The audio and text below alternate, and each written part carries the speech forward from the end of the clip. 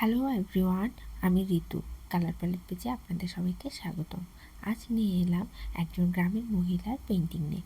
চলুন তাহলে শুরু করে ফেলি। বাদামি রং ব্যবহার করে মহিলাটি শাড়ির কাজ করে নিয়েছি। কমলা রঙের সাহায্যে মহিলাটির ব্লাউজটি করে নিয়েছি এবং হলুদ রঙের সাহায্যে একটি শেড তৈরি করেছি। সেই সাথে একটু কমলা রঙের আভা রেখেছি শাড়িটির মধ্যে। ডার্ক খয়েরি রং ব্যবহার করে মহিলাটির শাড়িটির ডিটেলসের কাজ ফুটিয়ে তুলব। মহিলাটির হাতে একটি কাপড় রয়েছে, যেটি আমি টিয়া কালার ব্যবহার করে ফেললাম। এখন খয়েরি রং এবং হালকা বাদামি রং ব্যবহার করে মহিলাটির মুখ এবং গলার কাজ করে নিচ্ছি। সেই সাথে কালো রং ব্যবহার করে মহিলাটির চুল করে নিলাম। মহিলাটির হাতে থাকা কাপড়টি ডার্ক সবুজ রং ব্যবহার করে একটি শেড তৈরি করলাম।